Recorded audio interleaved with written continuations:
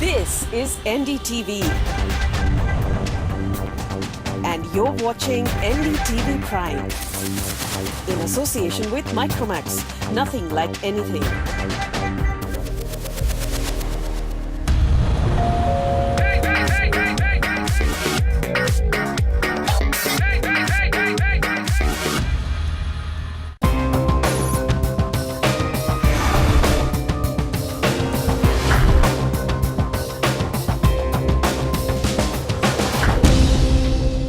Property बाजार में निवेश की सटीक सलाह के साथ पेश है आपका पसंदीदा शो प्रॉपर्टी इंडिया। हमारे रियल एस्टेट एक्सपर्ट्स के साथ जानिए कहां पर आपके बजट में मिल रही है सही प्रॉपर्टी और कहां पर निवेश आपका पैसा कर देगा दुगना। आपके सवालों के जवाबों और रियल एस्टेट की हर बड़ी खबर के साथ मौजूद हैं हम। नमस्कार, मैं हूं अंजलि इस्तवाल। अगर आप प्रॉपर्टी पर और ज्यादा जानकारी चाहते हैं तो आप हमारी वेबसाइट ndtv.com/property पर जाना ना भूलें।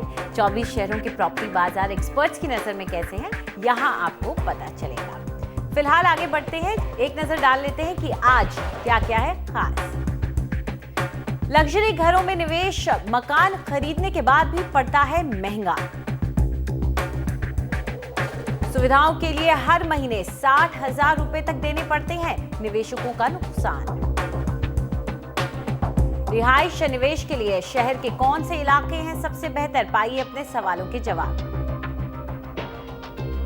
और हमारी खास सीरीज में आज देखिए बीपीटीपी के प्रोजेक्ट्स में पैसा लगाकर इंतजार करते लोगों का हाल।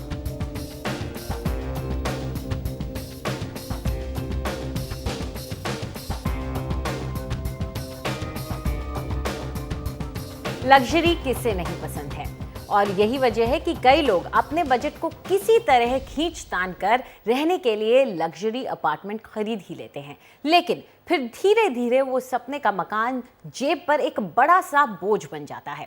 आइए एक नजर डालते हैं कि एक लग्जरी अपार्टमेंट खरीदने का आपकी आर्थिक हालत पर क्या असर पड़ता है। मुंबई के पश्चिमी उपनगर में एक प्रीमियम प्रोजेक्ट में बड़ा सा घर। ज्यादातर लोगों के लिए ऐसा बसेरा सपना साकार होने जैसा है, लेकिन मेहता परिवार को यहाँ से दिखने वाला नजारा पसंद आया तो उन्होंने करोड़ों का मकान खरीद लिया। लेकिन मकान खरीदने के बाद भी खर्चे बंद नहीं हुए। यहाँ मेंटेनेंस जरूर ज्यादा है क्योंकि एमिनिटीज भी है और इतने बड़े बिल्डिंग को संभालने के लिए उसका एक स्टैंडर्ड मेंटेन करने के लिए मेंटेनेंस ज्यादा होना स्वाभाविक है।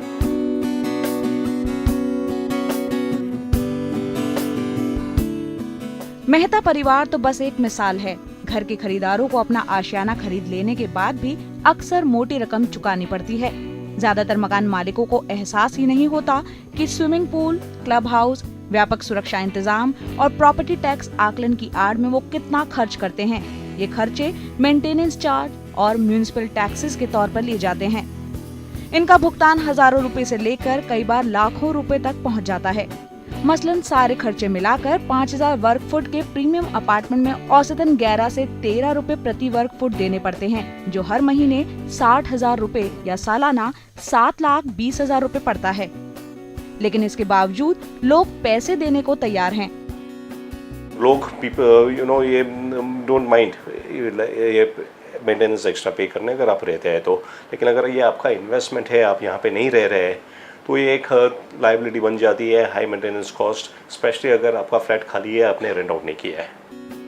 जानकारों का मानना है कि ऐसे निवेशक जो कम समय के लिए पैसा निवेश करके ज्यादा मुनाफा कमाना चाहते हैं, वो ऐसे प्रोजेक्ट्स में पैसे नहीं लगाते जहां हर महीने एक मोटी रकम अलग से देनी पड़े। वैसे कुछ लोगों का मानना है कि इस चलन का दौर आ चुका है। इसकी देखा देखी नॉन प्रीमियम प्रोजेक्ट्स भी ऐसी सहूलियतें देने लगे हैं, जो आप इस्तेमाल करें या न करें, पैसे जरूर देने पड़ते हैं। ये जो ट्रेंड है एमिनिटीज का और हाई मेंटेनेंस का, अभी ये केवल लग्जरी तक नहीं सीमित रह गया, ये मिडिल क्लास में भी आ गया। सब लोग चाहते हैं कि वो ऐसी बिल्डिंग में घर ले जिधर ये सब फैसिलिटी उनको उनकी फैमिली को मिल सके। ये सुविधाएं देखने में तो अच्छे लगते हैं, लेकिन आपके घर को और लग्जूरियस बनाने के चक्कर में आपको 1 महीने के बराबर किराया देना पड़ता है। मुंबई से अंकिता सिन्हा, NDTV।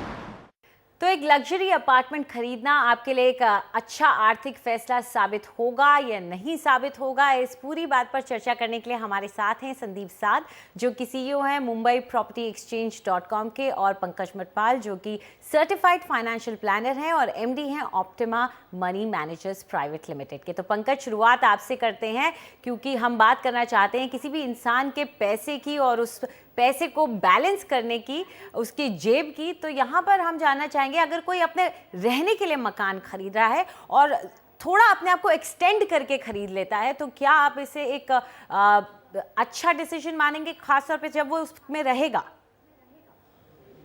देखिए, हर आदमी चाहता है कि वो एक अच्छी जगह पर रहे, लग्जरी लाइफस्टाइल हो, पर ये देखना बहुत ज़रूरी है कि आपका कैश फ्लो कैसा है, आपका इनफ्लो और आउटफ्लो का संतुलन बराबर रहना चाहिए। और इसके लिए ये भी जानना चाहिए कि जब घर लेते हैं रहने के लिए, स्पेशली अगर आपने लोन लिया है, आप ईएमआई तो पे करेंगे। उसके अलावा क्योंकि आप घर अगर यूज़ कर रहे हैं, उसका मेंटेनेंस, प्रॉपर्टी टैक्स वो भी आपको पे करना है। इस स्थिति में ये कभी कभी बहुत थोड़ा सा मुश्किल हो जाता है आदमी के लिए इसको बैलेंस बना पाना, क्योंकि जब प्लानिंग होती है उस वक्त यही सोचा जाता है कि ठीक है, इतनी ईएमआई है, इतना ईजिली अफोर्ड कर पाएंगे। लेकिन जो दूसरे खर्चे होते हैं साथ में, जैसा मैंने बोला प्रॉपर्टी टैक्स है या मेंटेनेंस है, उसको देखते हुए कई बार अपना जो कैश फ्लो है उसका संतुलन बिगड़ जाता है। इसके लिए ज़रूरी है कि पहले प्लानिंग करनी चाहिए और उस प्लानिंग में अपना इनफ्लो क्या है, कितना आप सच में बचा सकते हैं, और दूसरे आपके गोल क्या हैं, ये भी ध्यान देना चाहिए कि आप ये कंज्यूम कर रहे हैं। इससे क्या होगा कि अगर आपके दूसरे जो गोल्स हैं उसके लिए जो प्लानिंग करनी थी, जो इन्वेस्टमेंट करना था, कहीं उस पर तो असर नहीं पड़ रहा है। इसके लिए आप वो सब देखने के बाद जो आपके फ्यूचर्स गोल हैं उसके लिए कितने पैसे की ज़रूरत है इन्वेस्टमेंट करने के लिए, उसके बाद जो आपका खर्चा है उसमें से आप कितना अपनी लग्जरी पर यूज़ करना चाहते हैं। तो ये बात को ध्यान में रखते हुए ही आपको अपना कैश फ्लो को देखते हुए तब सोचना चाहिए कि आप सच में ये लग्जरी अफोर्ड कर सकते हैं, या फिर कहीं ये ऐसा ना हो कि आप एक बार वहाँ घर में शिफ्ट करने के बाद, घर लेने के बाद में पछताना पड़े। जी बिल्कुल, जितनी चादर हो उतने ही पैर पसारने चाहिए, ये तो पुरानी बात है, सभी जानते हैं। लेकिन संदीप, जो लोग लग्जरी अपार्टमेंट्स के लिए ऑप्ट करते हैं, उन्हें जाके खरीदते हैं, ज़्यादातर उनकी प्रोफाइल कैसी होती है? क्या वो फर्स्ट टाइम लग्जरी यूजर्स होते हैं या ऐसे लोग होते हैं जिनके पास स्पेयर मनी होता है कि वो ये लग्जरी अपार्टमेंट्स खरीद सकें? देखिए, मुंबई में हर एक माइक्रो मार्केट के अंदर एक अच्छा लग्जरी प्रोजेक्ट होता है। जैसे अगर आप लोअर परेल की मार्केट ले लीजिए, वहाँ पे 3-4 एक बहुत नामी डेवलपर के कुछ 4-5 प्रोजेक्ट्स बन रहे हैं जो कि 7, 8, 10 करोड़ के ऊपर हैं। अगर आप बांद्रा में लेते हैं तो 10-12 करोड़ तो आम बात हो गई। अगर आप अंधेरी में लेते हैं तो 4-5 करोड़ अलग अलग बात हो जाती है। तो इस कारण एक ही निर्धारित करना कि लग्जरी सेगमेंट आपके लिए क्या है, सबसे बड़ी इंपॉर्टेंट चीज़ है। जी बिल्कुल, जो बात आपने कही कि लग्जरी क्या है ये निर्धारित करना मुश्किल है, और शायद मुंबई में तो अगर आपको जगह मिल जाती है, अगर साउथ बॉम्बे में आप एक छोटे से कमरे में भी रह रहे हैं तो शायद वो एक लग्जरी हो जाती है। बिल्कुल सही बात है, लेकिन मेन पॉइंट ये है, जैसे सर ने बोला यहाँ पे, कि आपको अपना बजट देखना चाहिए, आपको प्लानिंग अच्छी करनी चाहिए, उस हिसाब से आप चलेंगे तो आप रॉन्ग नहीं जाएंगे। आजकल काफ़ी ट्रांसपेरेंसी आ चुकी है रियल एस्टेट सेगमेंट में। अगर आप बिल्डर ऑफिस जाते हैं, आप बुकिंग करते हैं, तो वो बता देता है कि आपको इसकी 8 रुपया, 10 रुपया या 15 रुपया पर स्क्वायर फीट आउटगोइंग आने वाली है, तो आप फैक्टर कर सकते हैं बड़े आसानी से उसके अंदर। तो अगर आप इन्फॉर्म डिसीजन लेके चलेंगे तो शायद आप गलत नहीं जाएंगे। जी बिल्कुल, तो सोच समझ करके अपना डिसीजन लीजिए। ऐसे में पंकज, आपसे जानना चाहेंगे कि 2 टाइप के लोग ज़्यादातर मकान खरीदते हैं। आप वो जो ये सोच के चलते हैं कि हम उसमें रहेंगे, दूसरे होते हैं जो किसी तरह का निवेश करना चाहते हैं, चाहे वो सोचते हैं कि बाद में जाके मैं बेच के पैसा कमाऊंगा या उससे मैं रेंटल इनकम लूंगा। तो जो निवेशक हैं, चाहे वो रेंटल इनकम के नज़रिए से देख रहे हो या पैसा बढ़ने के नज़रिए से, क्या उनके लिए लग्जरी अपार्टमेंट्स एक अच्छा ऑप्शन होता है? देखिए, क्या होता है कि किसी भी रियल एस्टेट में 2 तरह के फ़ायदे होते हैं। एक होता है कैपिटल अप्रिसिएशन और दूसरा रेंटल इनकम। अब यहाँ पर क्या है, थोड़ा सा रेंट तो ज़्यादा मिलेगा अगर वहाँ पर लग्जरी है, एमिनिटी ज़्यादा हैं तो रेंट थोड़ा ज़्यादा मिलेगा, लेकिन फिर भी जो मेंटेनेंस आप पे करेंगे, क्योंकि यूजुअली किसी भी ऐसे जब रेंट पे आप घर देते हैं तो उसका जो मेंटेनेंस होता है वो लैंडलॉर्ड को ही पे करना होता है। तो उस स्थिति में आपको ये देखना पड़ेगा कि जो रेंट आपके पास आ रहा है उसमें से कितना % आप टुवर्ड्स मेंटेनेंस या फिर प्रॉपर्टी टैक्स की तरफ दे रहे हैं। तो आपको जो इनकम उसमें कैलकुलेट करनी है, कैपिटल अप्रिसिएशन तो एक जगह पर है, लेकिन जो रेंटल इनकम के रूप में आपके पास रेगुलर मनी आ रही है, वहाँ पर आपको एक्चुअल कितना प्रॉफिट हो रहा है। तो कई बार ये देखा जा सकता है कि लग्जरी अपार्टमेंट की जगह पर अगर आप नॉर्मल एक प्रॉपर्टी लें, उसको रेंट पर दें, तो शायद आपका प्रॉफिट ज़्यादा हो। बट ये देखने वाली बात है किस जगह पे दे रहे हैं, वहाँ पर रेंटल इनकम कैसी है। कई जगह ऐसी भी हैं, अगर मैं मुंबई की बात करूँ या मुंबई के सबब्स की बात करूँ, जहाँ पर लोग उतनी लग्जरी को यूज़ नहीं करते हैं। बिल्डिंग्स बनी, वहाँ पर रेस्टोरेंट बने, वहाँ और साथ में वहाँ पर स्विमिंग पूल थे, लेकिन कभी बाद में यूज़ नहीं हुए। उस केस में डेफिनेटली आपने ज़्यादा पैसा चुकाया, लेकिन रेंट आपको कम ही आएगा। तो ये भी देखना ज़रूरी है कि जिस तरह की सुविधाएं हैं वो वहाँ पर यूज होंगी फ्यूचर में, उनको ध्यान में रखते हुए क्या रेंट ज़्यादा आएगा या नहीं आएगा। इसके लिए इन्वेस्टर को थोड़ा सा पहले एक होम वर्क करना चाहिए, जानना चाहिए कि कैसी ये जगह है, इस जगह पे किस तरह की प्रॉपर्टी के किस तरह से रेंट आता है। और कई जगह ऐसी होती है जहाँ पे 1 BHK की डिमांड ज़्यादा होती है रेंट पर देने के लिए कंपेयर टू 2 BHK। तो ये सब बातें पहले से जानकारी हासिल करके अगर प्रॉपर्टी बाय करेंगे तब तो फ़ायदा हो सकता है। अदरवाइज़ सिर्फ ये सोच के कि प्रॉपर्टी अच्छा इन्वेस्टमेंट ऑप्शन है तो शायद ये सही नहीं भी हो सकता है। जी बिल्कुल, ये सही नहीं भी हो सकता है, ये एक बहुत अहम बात है। संदीप, आपको क्या लगता है कि लग्जरी के मायने, लग्जरी की जो डेफिनेशन है वो मुंबई जैसे खासतौर शहर में अलग अलग इलाकों में एकदम अलग ही नहीं हो जाती है? क्योंकि आप अगर थाने जैसी जगह में जाकर के एक लग्जरी अपार्टमेंट खरीदना चाहते हैं तो आपको वो कितनी कम दाम में मिलेगा कि शायद आप उसमें मेन बॉम्बे में कुछ भी ना खरीद पाएँ। सही बात है। इसमें मैं एक विचारधारा की बात करता हूँ कि आज से कुछ 5, 7, 10 सालों में हमारी एक पॉपुलेशन जो है बहुत मैच्योर हो चुकी है।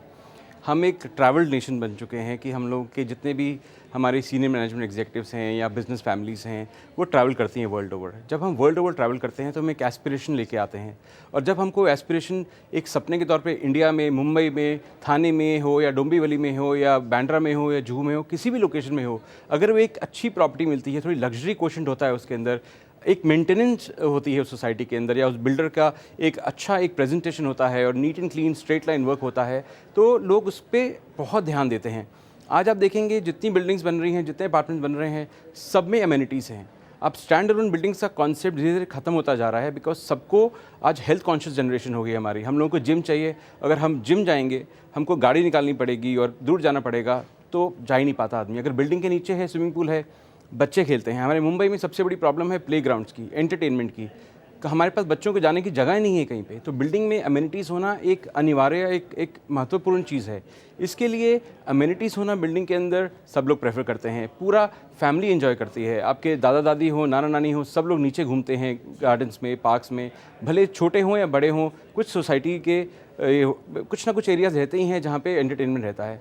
तो इस हिसाब से वो लग्जरी की जो डेफिनेशन है बहुत वाइड हो चुकी है, और भले थाने हो, एज ए सेड, भले वो बांद्रा हो, कहीं भी हो, आज luxury housing is becoming essential, I would say.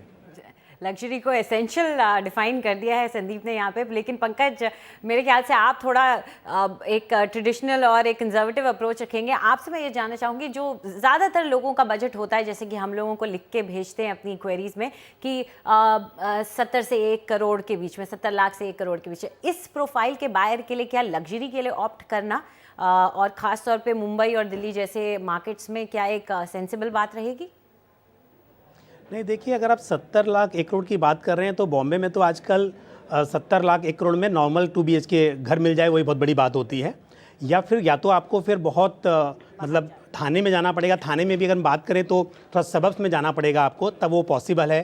Karjat, Kasara, Virar etcetera, तब ये चीज़ें पॉसिबल हो सकती हैं कि आपको लग्जरी मिले। बट वहाँ पर जो लोग वहाँ पर रहते हैं और जॉब के लिए यहाँ बॉम्बे में आएंगे, मुझे नहीं लगता है कि वो सच में वो एमिनिटीज़ को यूज़ कर पाएंगे। क्योंकि आप सुबह निकलते हो, रात को वहाँ घर में पहुँचते हो, तो क्या आप सच में उसको यूज़ कर पाओगे? और अगर आप बात करो 70 लाख 80 लाख में घर लेने की बॉम्बे में, तो वहाँ पर आपको वो लग्जरी जिनकी हम बात कर रहे हैं, स्विमिंग पूल, जिम, वो मिल नहीं पाएगा।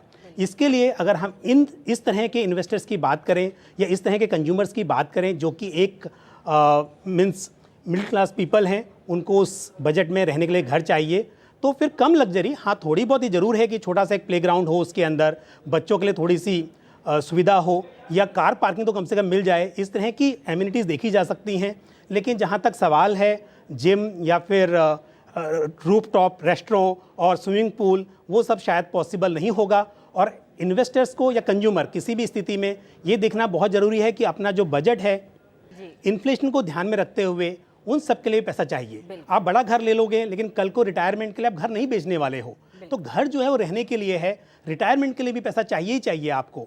उन बातों को ध्यान में रखते हुए विद इन द बजट, जैसे आपने बोला कि जितनी चादर है उसी में पैर फैलाने चाहिए, उस हिसाब से प्लानिंग करनी होगी। जी बिल्कुल।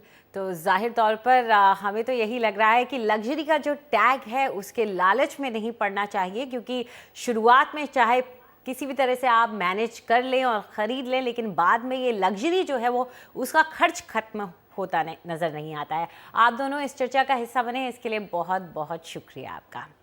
फिलहाल आगे बढ़ते हैं, वक्त एक छोटे से ब्रेक का, लेकिन उसके बाद प्रॉपर्टी खरीदने और बेचने की आपकी सारी उलझनें हम सुलझाएंगे, आपके सवालों के जवाब देंगे, आपको बताएंगे कि कौन सी प्रॉपर्टी है हॉट।